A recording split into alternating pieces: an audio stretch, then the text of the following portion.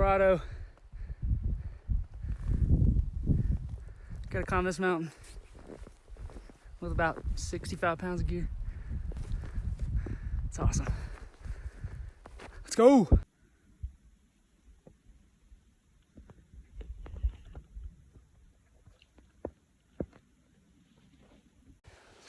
Okay, let's see here. All right, that was the first night in Colorado. It was pretty miserable. It's probably 15 degrees right now. Look at this. But Seth's still in the tent. It's about 7:15. I'm gonna go glass over here. So we'll see if we can't turn up anything the day before season. Okay, a little update. I got done glassing this morning. I didn't see anything. We've been glassing all day, and finally we've spotted one shooter bull. He's got about 20 or so cows with him. There should be 3 or 4 shooters that come out. We're about to lose light though. So first thing in the morning, we're just gonna hop over to the ridge that they came out of, and we'll see what happens.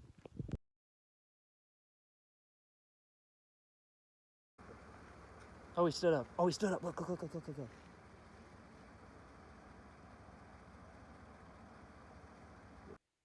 So at this point, we have spotted 2 shooters, which are the ones you see in that brown grass. They have a herd around them, probably of 50 to 100 cows, and there's other shooter bulls in the herd, but they were a little bit smaller than these 2. So we're feeling pretty good at this point. This is the day before season. And we hadn't ran into any hunters at this point, but the next morning we woke up to a sea of orange.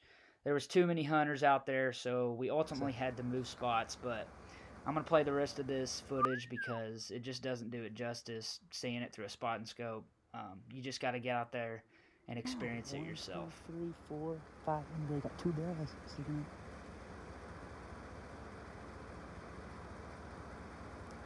After we woke up the next morning on opening day, there was tons of hunters, like I said.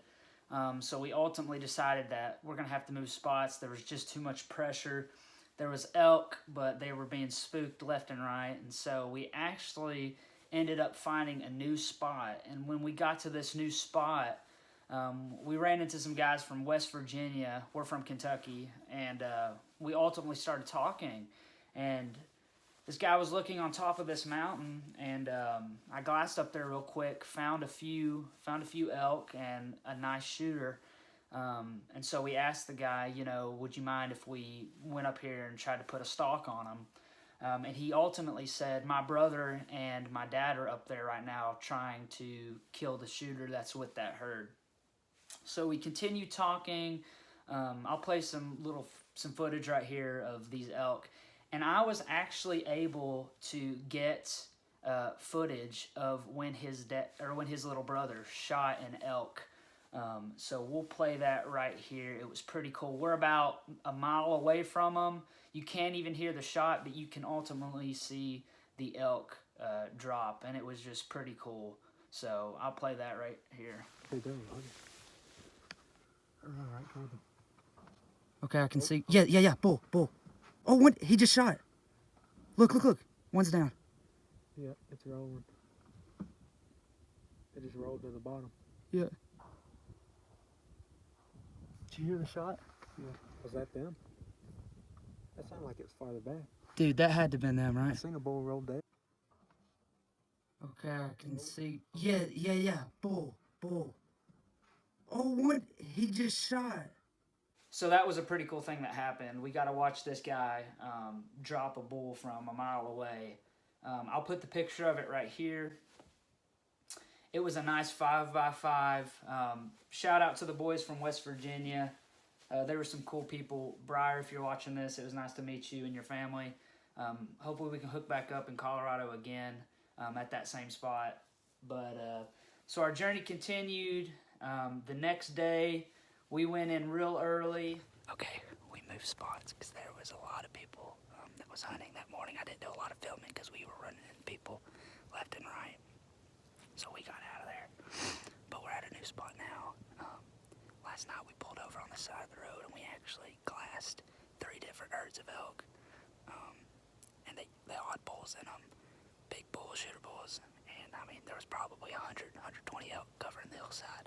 But we actually ran into some boys from West Virginia that were hunting elk up here, and I got to film the guy's little brother shoot one. I was filming from about 800-900 yards out. It's pretty cool. So anyways, we're in this spot this morning. We're gonna see if we can't glass anything this morning. If not, we're gonna head to the top. I think it gets to like 9,000, 9,500, something like that. But we're gonna go to the top. We're gonna sit all day, and we're just gonna hope they come out the same spot they did last night. We're pretty confident, so there's no one in here yet, knock on wood, but we'll just see what happens. So we had made it to the top of the mountain, and we got in a good position to where we would be able to shoot where we saw the elk the night before. If you look straight in front of my fist, you can see there's a little field. The elk funneled from right to left through this little saddle.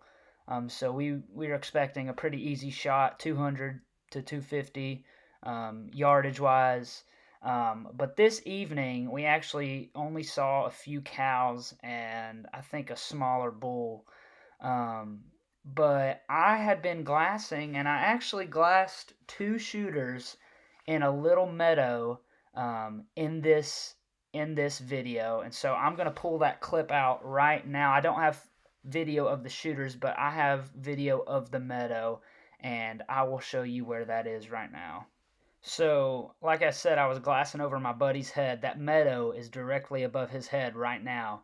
And I actually spotted 2 shooters, and I'll throw a picture in of one of them bedded right here. But I went actually there by myself the next day, and this was the last day of our hunt. So after hiking about 6 or 7 hours straight uphill, I finally made it to where I wanted to be, where I was able to shoot down on this meadow in case those shooters came out this evening. Again, this was the last day, so I set up high. Right now I'm about 550 yards, so pretty comfortable shot. But what I didn't know is that in this picture there is a bedded elk. It's actually, if you're looking at these 2 bulging rocks, look at the far left one, and on the edge of the meadow, there was a 5x5 bedded under one of these trees, and I had no idea. Okay, it's the last day, and I just got to this random spot. I had glassed some bulls in this meadow last night. Right here, this meadow right here. I glassed them from like a mile away, so I came in here this morning.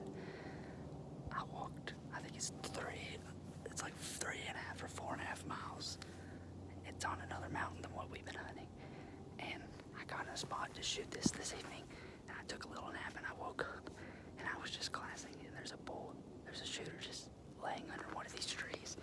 He's at 675 yards, so I'm gonna try to get a little bit closer, but let me see if I can't get some video of him.